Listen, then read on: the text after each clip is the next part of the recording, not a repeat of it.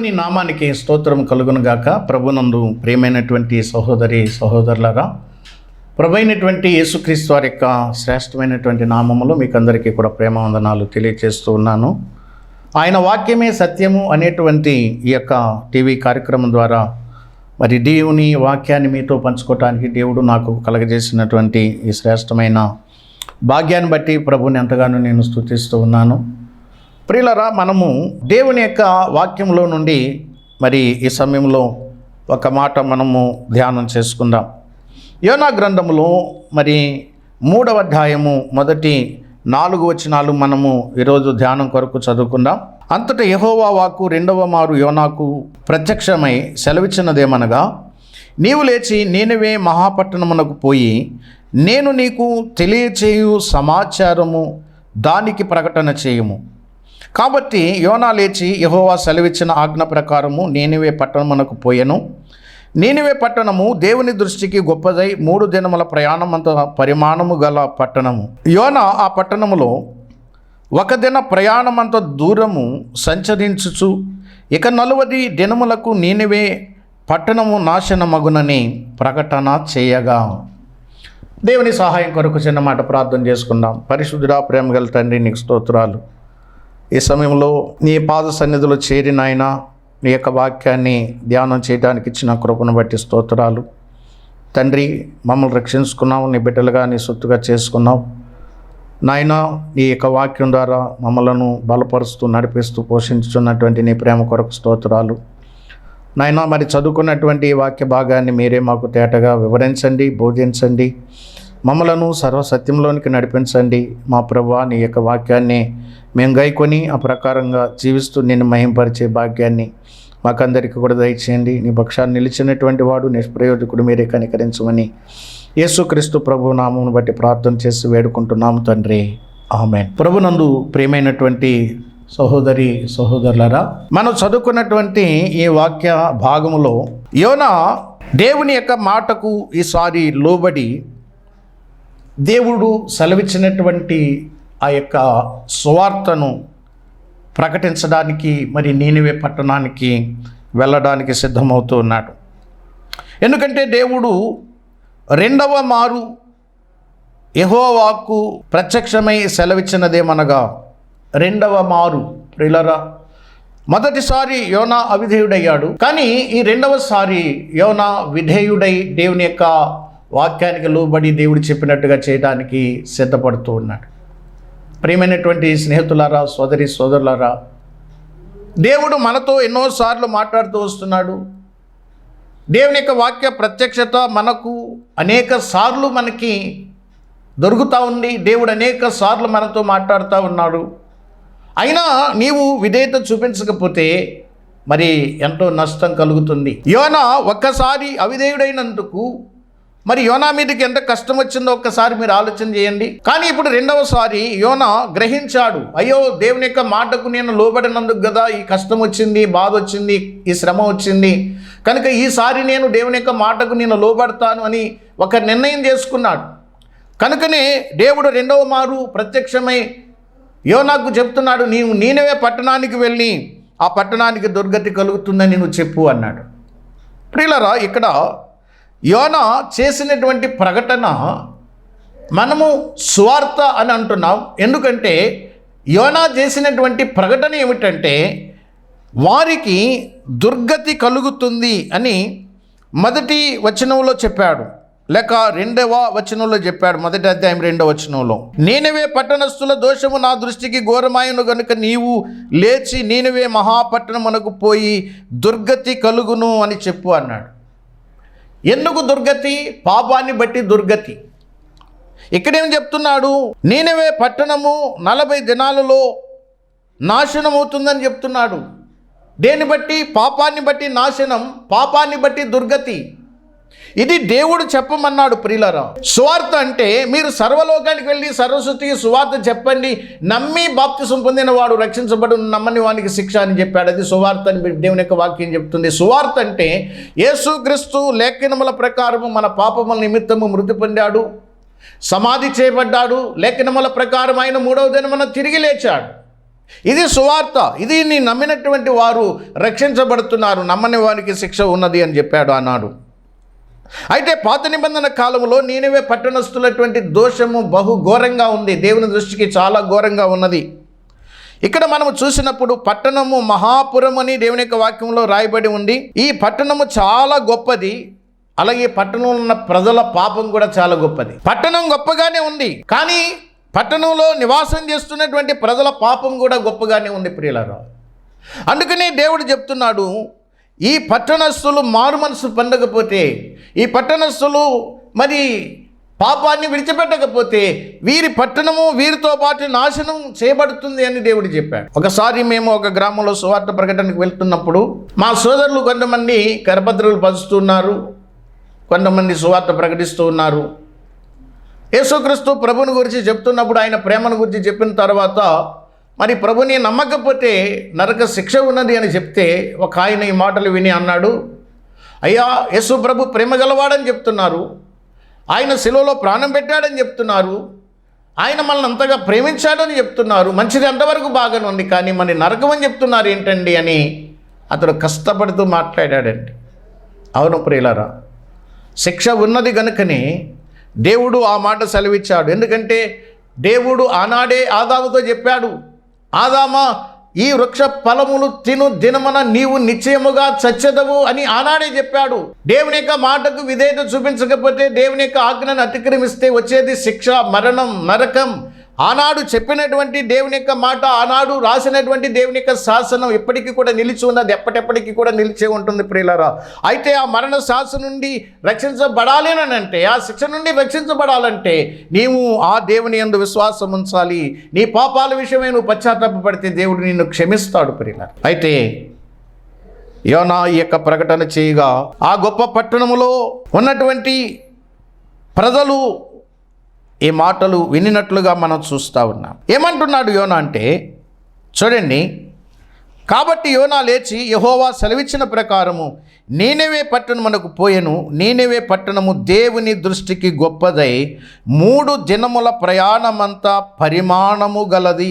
ఈ పట్టణము యొక్క వైశాల్యత ఎంత అంటే, మరి ఈ పట్టణము చుట్టి రావాలంటే 3 రోజులు నడిస్తే తప్ప ఆ పట్టణాన్ని మనము చుట్టి రాలేమన్నమాట. అంత గొప్ప పట్టణం ఈ నీనెవే పట్టణం. ఈ పట్టణంలో కూడా లక్షల మంది ప్రజలు ఉన్నారు. పట్టణము గొప్పగా ఉంది, అలాగే పట్టణంలో ఉన్నటువంటి పాపము కూడా గొప్పగానే ఉంది. ప్రియులారా, ఇక్కడ చూడండి, నీనెవే పట్టణము దేవుని దృష్టికి గొప్పది, కానీ పట్టణంలో ఉన్నటువంటి ప్రజల పాపం కూడా గొప్పగానే ఉన్నది. ఈ మొదటి అధ్యాయము చూడండి, మొదటి అధ్యాయము 2వ వచనములో నీనెవే పట్టణస్థుల దోషము నా దృష్టికి ఘోరం అన్నాడు.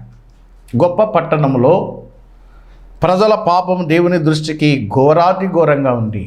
ఈనాడు ప్రజలు తమ దృష్టికి తాము నీతిమంతులము అనుకుంటున్నారు, తమ దృష్టికి తాము గొప్పవాళ్ళం అనుకుంటున్నారు. ఇంకా ఆశ్చర్యకరమైనటువంటి విషయం ఏంటంటే, ఈ రోజున పాపము చేసేవాడు గొప్పవాడు అని గొప్పవాడుగా చాలామంది అవుతున్నాడు ఈ లోకంలో. ప్రియులారా గమనించండి, పాపానికి వచ్చే జీతం నరకం, అగ్నిగుండం. ఎలా అనగా పాపం వల్ల వచ్చే జీతం మరణం అని బైబిల్ చెప్తుంది. అది ఖచ్చితం. ఒకవేళ ఆలస్యం కావచ్చు, చేసిన పాపానికి శిక్ష తొందరగా రాకపోవచ్చు. నీనెవే పట్టణస్థుల యొక్క పాపాన్ని చాలా సంవత్సరాలు దేవుడు చూచి ఓర్చుకున్నాడు, సహించుకున్నాడు. ఎందుకంటే దేవుడు దీర్ఘశాంతపరుడు కనుక ఆయన ఓర్చుకుని ఇక ఓర్వలేక చివరకు తన దాసుని, తన ప్రవక్తను పంపించి వారి యొక్క పాపాన్ని గుర్తు చేయి, వారి పాపం కనుక విడిచిపెట్టకపోతే నాశనం కలుగుతుందని చెప్పు, వారికి దుర్గతి కలుగుతుందని చెప్పని దేవుడు ఆ మాట సెలవిచ్చి పంపించాడండి.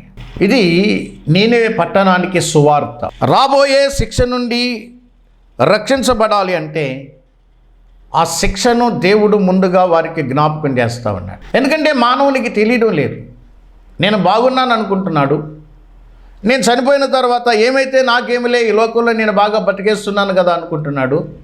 కానీ చనిపోయిన తర్వాత మానవుని యొక్క ఆత్మకు శిక్ష ఉన్నది. మానవుడు తన జీవితంలో తన శరీరంతో చేసినటువంటి పాపాన్ని బట్టి మానవుని యొక్క ఆత్మకు తీరని మరి శిక్ష, ఘోరాతి ఘోరమైనటువంటి శిక్ష, నరకం అనేది ఉన్నది అనేటువంటి సత్యాన్ని మానవుడు మర్చిపోతూ ఉన్నాడు. అందుకని దేవుడు జ్ఞాపకం చేస్తూ ఉన్నాడు.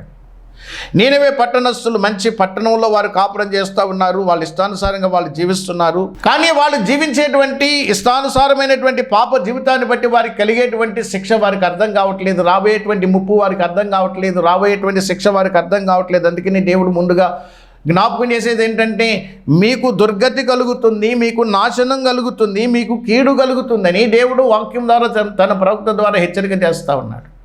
ఈనాడు కూడా దేవుడు సెలవిస్తూ ఉన్నాడు, మీరు సువార్తను నమ్మండి అని. దేవుడు మీరు సువార్తను నమ్మండి.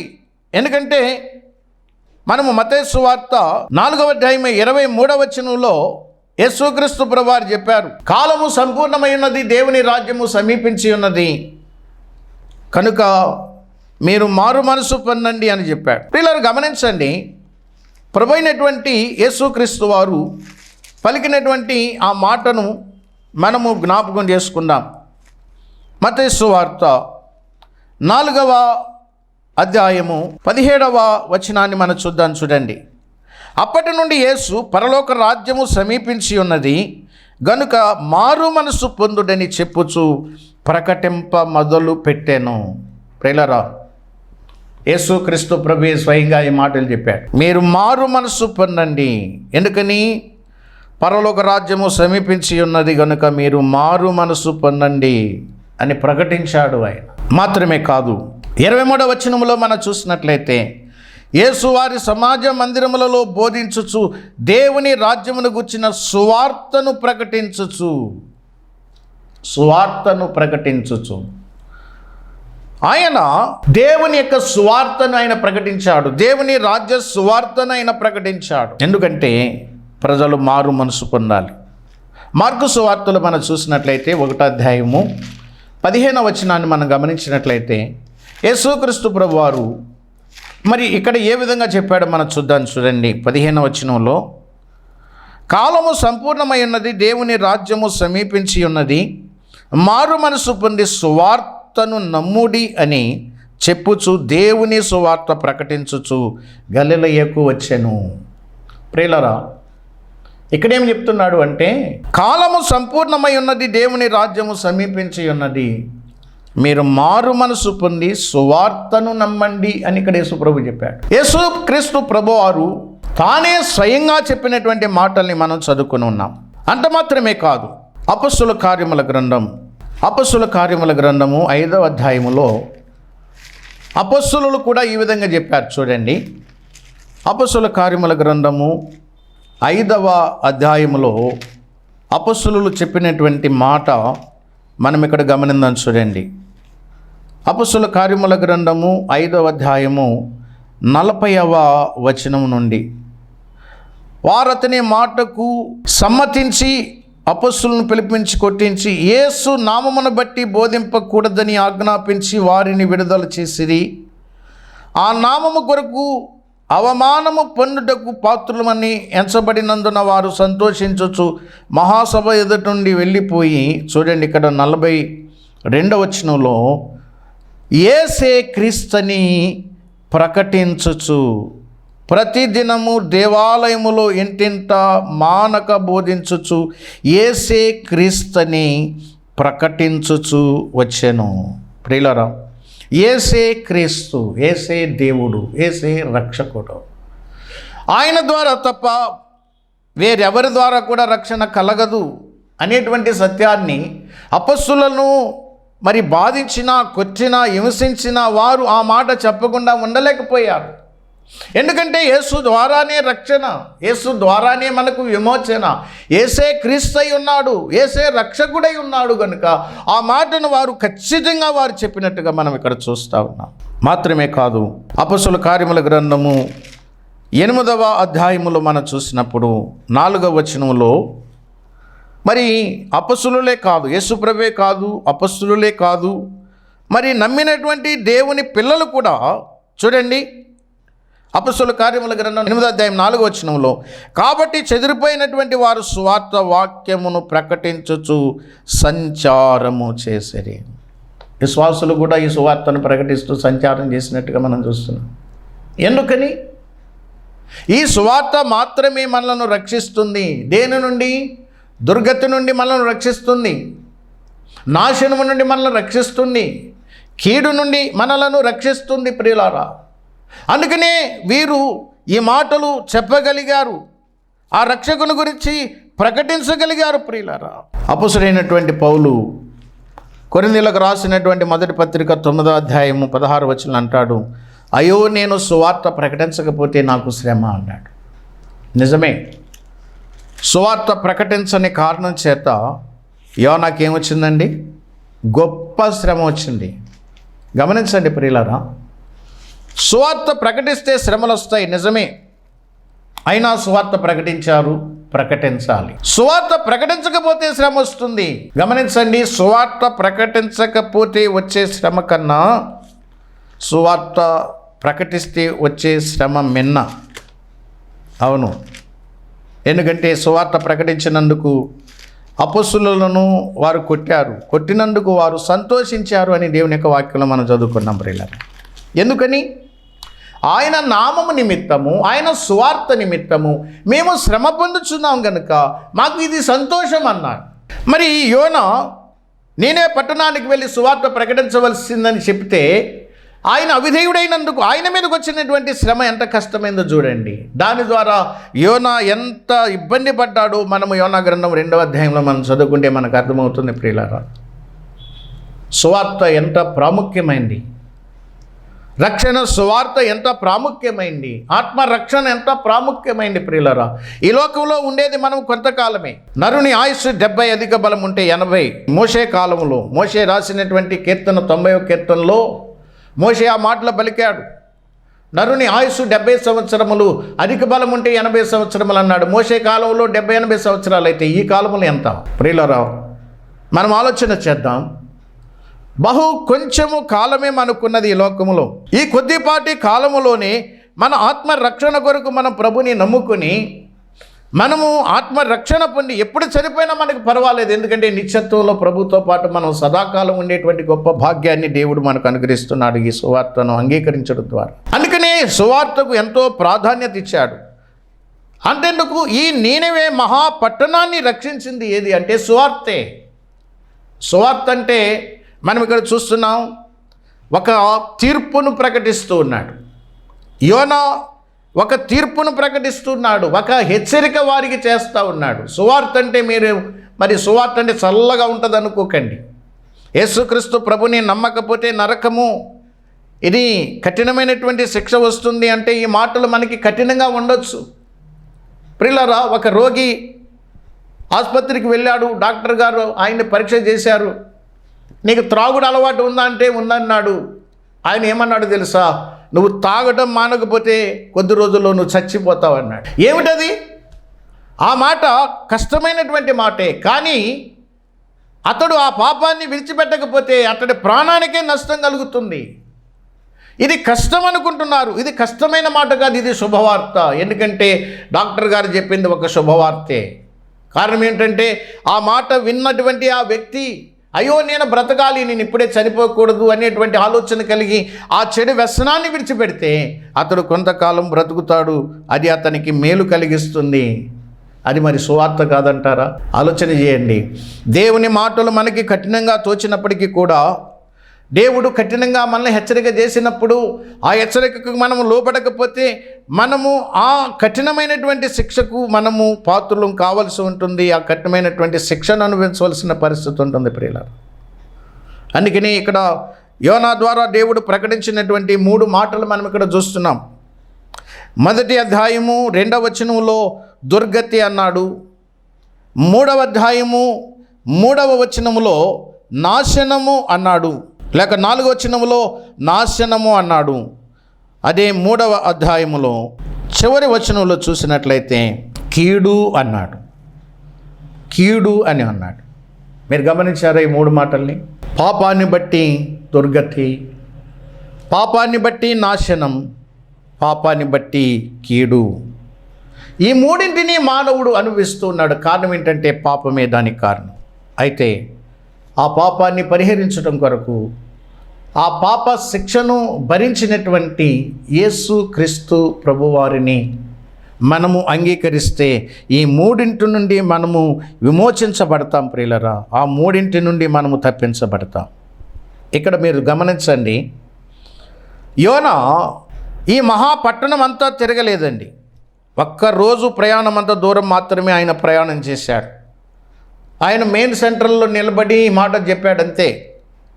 ఈయన పెద్ద ప్రసంగం ఏమి చేయలేదు, కానీ మూడు మాటలు చెప్పాడండి. ఏమన్నాడు అంటే, ఇక 40 దినములకు నీనెవే పట్టణము నాశనమగును. ఎన్ని మాటలు ఉన్నాయి మీరు లెక్క పెట్టండి. ఇక 40 దినములకు ఈ నీనెవే పట్టణము నాశనమగును. మూడు మాటలు చెప్పాడు. ఇదే దేవుడు చెప్పమన్నటువంటి సువార్త. ఈ మాటలు కఠినంగానే ఉన్నాయి, బాధాకరంగానే ఉన్నాయి. ఆ ప్రజలు వినడానికి ఏమి వినసొంపుగా ఏమీ లేదు. అరే, మా పట్టణాన్ని నువ్వు నాశనం అయిపోతుందని చెప్తున్నావా? మరి మేము నాశనం అయిపోవాలని చెప్తున్నావా? నాశనం అయిపోవాలని కాదు, నాశనము వారికి కాచుకొని ఉంది గనుక ఆ నాశనం నుండి వారు తప్పించబడాలని దేవుడు యోనా ద్వారా ఆ మాట చెబుతూ ఉన్నాడు. ఈ రోజున దేవుడు నిన్ను హెచ్చరిక చేస్తున్నాడు అని అంటే, నీకు రాబోయేటువంటి ఆ శిక్ష గురించి నీకు తెలియదు. అది దేవునికి తెలుసు, నువ్వు చేసేది దేవునికి తెలుసు. దేవుడు న్యాయవంతుడు గనుక ఆ దేవుని ఎదుట నువ్వు చేసినటువంటి పాపాన్ని బట్టి న్యాయంగా నీకు శిక్ష విధిస్తాడు. అదంతే. ఆ శిక్షను గుర్తు చేస్తున్నటువంటి దేవుని యొక్క ప్రేమను మనము అర్థం చేసుకునే కారణం చేత, మనము అపార్థం చేసుకున్న కారణం చేత మనము దేవుని ద్వేషిస్తూ ఉన్నాం ప్రియులారా. మనకి ఎప్పుడు కూడా హెచ్చరికలు అనేవి మనకు నచ్చవండి. ఎప్పుడు కూడా పర్వాలేదు, నువ్వు ఇట్లాగే సాగు అంటే మనకి ఎంతో ఆనందంగా ఉంటుంది. నువ్వు ఎట్లా ఉన్నా పర్వాలేదు, దేవుడు నిన్ను దీవించేస్తాడు, ఆశీర్వదించేస్తాడు అనేటువంటి మరి దుర్బోధలు వినబడుతున్నటువంటి ఈ కాలంలో సత్యాన్ని గమనించండి ప్రియులారా, సత్యాన్ని తెలుసుకోండి. దేవుని దృష్టి అనేటువంటి మాటలు మనం ఇక్కడ గమనిస్తూ ఉన్నాం.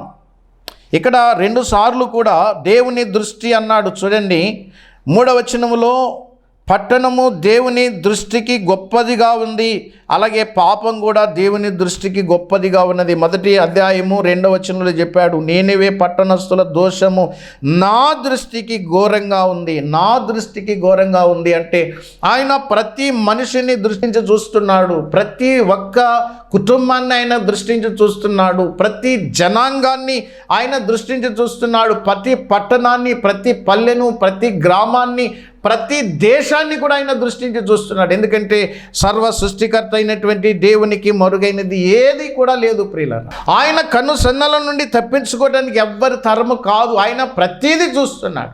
ఎంత బాగా ఆయన చూడగలడు అంటే, మనము దేవుని యొక్క వాక్యములో ఒక మాట మనం గమనిద్దాం. చూడండి, 139వ కీర్తనలో భక్తుడైనటువంటి దావీదు మరి గానం చేస్తూ చెప్పినటువంటి ఈ మాటలు మనము ఒక్కసారి ఆలోచన చేద్దాం. చూడండి, 139వ కీర్తన 2వ వచనం నుంచి చూస్తే, నేను కూర్చుండుట నేను లేచుట నీకు తెలియను, నాకు తలంపు పుట్టక మునిపే నీవు నా మనస్సును గ్రహించుచున్నావు, నా నడకను నా పడకను నీవు పరిశీలన చేసి ఉన్నావు, నా చర్యలన్నిటినీ నీవు బాగుగా తెలుసుకుని ఉన్నావు. యెహోవా మాట నా నాలుకకు రాకమునిపే అది నీకు పూర్తిగా తెలిసే ఉన్నది. వెనుకను ముందును నీవు నన్ను ఆవరించి ఉన్నావు, నీ చెవి నా మీద ఉంచి ఉన్నావు. ఇంకా ఏమని చెప్తున్నాడు అంటే, నేను ఆకాశమునకు ఎక్కినను నీవు అక్కడను ఉన్నావు, నేను పాతాళమందు పండుకొనినను నీవు అక్కడను ఉన్నావు. నేను వేకువ రెక్కలు కట్టుకొని సముద్ర దిగంతములలో నివసించినను అక్కడను నీ చేయి నన్ను నడిపించును, నీ కుడి చేయి నన్ను పట్టుకొనును. అంధకారము నన్ను మరుగు చేయును, నాకు కలుగు వెలుగు రాత్రి వలె ఉండినను అవి నేననుకొనిన ఎడల చీకటి అయినను నీకు చీకటి కాకపోవును, రాత్రి పగటి వలె నీకు వెలుగుగా ఉండును, చీకటి వెలుగును నీకు ఏకరీతిగా ఉన్నవి. చూడండి ప్రియులరా, చీకటి వెలుగు ఆయనకి ఒకటే రీతిగా ఉంది, కానీ మనము కొంతవరకే చూడగలం. ఆయన సమస్తమును చూడగలడు. ఆయన అన్ని వేళలలో అన్నిటినీ ఆయన తేటగా చూడగలడు. అన్నీ ఆయన చూడగలడు. మన చర్యలు, మన తలంపులు, మన ఊహలు, మన ఆలోచనలు, మన నడవడి అంతా ఆయనకు తెలుసు. ఆయనకు మరుగైనది ఏదీ కూడా లేదు ప్రియులారా. అందుచేత మనము ఆలోచన చేద్దాం. ఆయన దృష్టికి ఘోరంగా ఉన్నటువంటి ఈ నీనెవే పట్టణస్థులటువంటి పాపాన్ని ఆయన గమనించాడు గనుక తీర్పును ప్రకటించమని దేవుని యొక్క దాసుని ఆ గ్రామానికి లేక పట్టణానికి పంపించినట్టుగా చూస్తూ ఉన్నాం. అందుకనే ప్రియులారా, ఈనాడు సర్వలోకానికి సర్వసృష్టికి వెళ్ళి సువార్త చెప్పమని తన దాసులను దేవుడు పంపించాడు. మొదటి శతాబ్దములోనే మన భారతదేశానికి తోమా అనేటువంటి యేసుప్రభు శిష్యుల్లో ఒక ఆయన వచ్చి సువార్త ప్రకటించాడు. ఎందుకంటే ఎవరైనా కానీ, ఏ దేశస్థుడైనా, ఏ మతస్థుడైనా, ఏ కులస్థుడైనా, ఏ భేదము లేదు, అందరూ కూడా పాపం చేశారు. పాపాన్ని బట్టి వచ్చేటువంటి శిక్ష నరకం, అగ్నిగుండం కనుక అందరికీ సువార్త ప్రకటించమని దేవుడు చెప్పాడు. అందుకని ఈ సువార్తను నీనెవే పట్టణానికి దేవుడు యోనా ద్వారా ప్రకటన చేస్తూ ఉన్నాడు. మీరు ఒక మాట గమనించాలి, ఈ ప్రకటన కష్టంగా ఉన్నది కానీ వినడానికి, కానీ ఇది వారు వింటే వారికి మేలు కలిగిస్తుంది. అందుకని ఇది సువార్త. నమ్మి బాప్తిసం పొందిన వాడు రక్షించబడును, నమ్మకపోతే శిక్ష అనేటువంటి మాట మనకి కష్టంగా ఉండొచ్చు కానీ అది శుభవార్త. ఎందుకంటే మనకు తెలియదు, మనం పాపం చేస్తున్నామని మనకు తెలియదు. మనం చేసే పాపపు క్రియలను బట్టి మనకు నరక శిక్ష కాచుకొని ఉన్నది అనేటువంటి సంగతి మనకు తెలియదు. అది దేవునికి తెలుసు కనుక దేవుడు ఆ మాట మనకి హెచ్చరికగా చెప్తున్నాడు. ఎందుకంటే మనం ఆయన నమ్ముకుంటే రక్షించబడతాం ప్రియులారా, పరలోకానికి మనం వారసులం అవుతాం. నిండు నెమ్మదితో, శాంతితో, సమాధానముతో మనం ఈ లోకంలో జీవిస్తాం. ఈ లోకాన్ని విడిచిపెట్టిన తర్వాత నిత్యత్వంలో ప్రభువుతో పాటు మనం సదాకాలం ఉంటాం. అందుకని ఆ సువార్తను నమ్మండి, ఆత్మరక్షణ పొంది దైవ రాజ్యానికి వారసులు కండి. దేవుడు ఈ మాటలు మీ రక్షణ కొరకై దీవించునుగాక.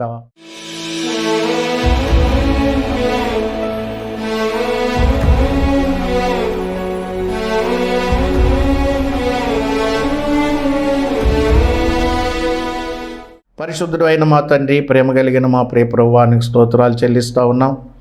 ఈ సమయంలో ప్రకటించబడినటువంటి ఈ మాటలు నీ ప్రజల యొక్క హృదయాలలో నాయన ఫలించినట్లు మీరు నీరు కట్టండి.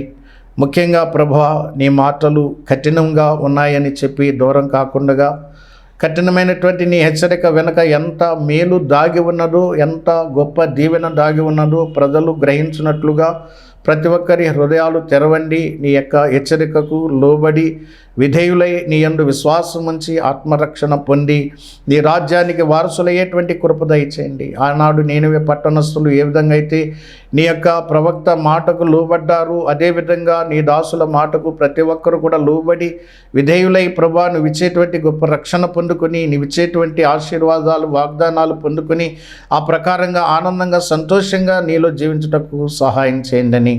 మా రక్షకుడు ప్రభు అయినటువంటి యేసుక్రీస్తు నామమున ప్రార్థన చేసి వినయంతో వేడుకుంటున్నాము తండ్రి.